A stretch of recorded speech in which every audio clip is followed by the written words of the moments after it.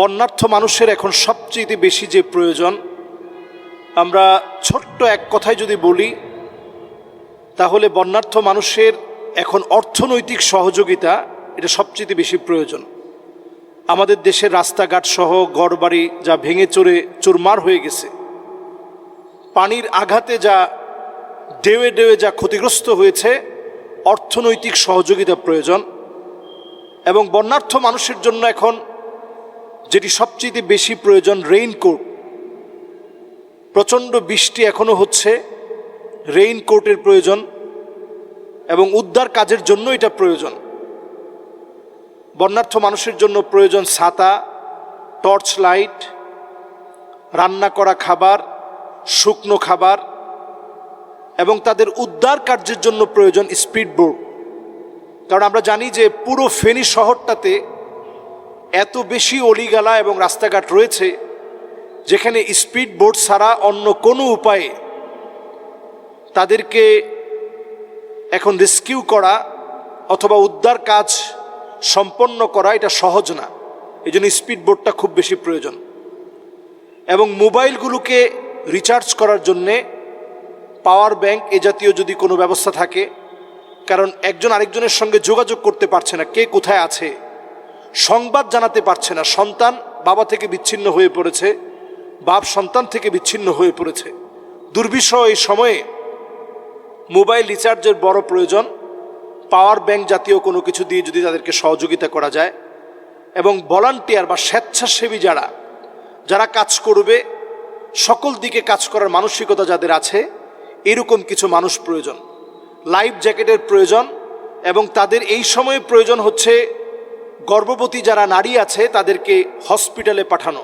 আমরা গতকালকেও দেখেছি 9 মাসের অন্তঃসত্ত্বা বাচ্চা পেটে, মা চিৎকার করতেছে যে আমাকে একটু উঠান, কিন্তু আপ্রাণ চেষ্টা করেও দীর্ঘক্ষণের লড়াইয়ে অনেক কষ্ট করে শেষ পর্যন্ত তিনি আর বাঁচেনি। এইরকম গর্ভবতী যে নারীরা আছে তাদেরকে আশ্রয় কেন্দ্রে অথবা হসপিটালে পাঠানো, আশ্রয় কেন্দ্রে খাবার পৌঁছানো, এটা আমাদের দায়িত্ব। এছাড়া শুকনো খাবার এই মুহূর্তে মানুষের উদ্ধার জরুরি এবং শুকনা খাবার দেওয়া জরুরি।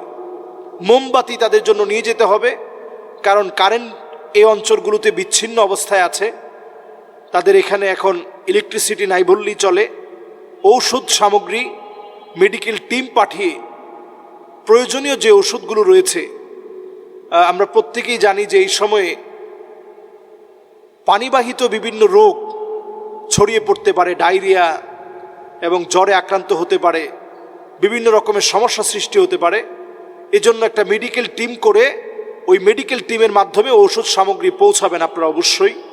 বন্যা পরবর্তী পুনর্বাসন, এই যে আমাদের ক্ষয়ক্ষতি যেগুলো ভেঙে চুরমার হয়ে গিয়েছে, এদেরকে কিভাবে পুনর্বাসন করা যায়, এই প্রোগ্রাম আমাদের প্রত্যেকের মাথায় থাকতে হবে। আমরা অনেকেই বলেছি যে আমরা ভারতের চাইতে বড় একটা বাঁধ নির্মাণ করব। তারা 730 ফিট বাঁধ নির্মাণ করেছে, তারা 7030 ফিট বাঁধ নির্মাণ করেছে। আমরা এর চাইতে বড় নির্মাণ করব। এটার জন্য আমরা ফান্ড তৈরি করার জন্য অনেকে আমরা ভিডিও বানাচ্ছি যে আরেকটা বাঁধ নির্মাণ করলেই মনে হয় আমার দেশটা বেঁচে যাবে। আসলে বিষয়টা কিন্তু এমন না। পানি কখনো পিছনের দিকে যায় না, পানি তার গতির দিকে এগোতে থাকে। প্রত্যেকটা বস্তুরই সমান এবং বিপরীত প্রতিক্রিয়া রয়েছে। পানির প্রতিক্রিয়াটা এমন, সেটা সামনের দিকে এগিয়ে গিয়ে চূর্ণ বিচূর্ণ করে দেয়। আমরা যদি 7050 ফিট উঁচুও যদি 40 কিলোমিটার দূরে যদি বাঁধ নির্মাণ করি, তারপরেও এই পানি কিন্তু পিছনের দিকে যাবে না, বরং এটা সামনের দিকে যাবে, বাঁধকে ভেঙে ফেলবে।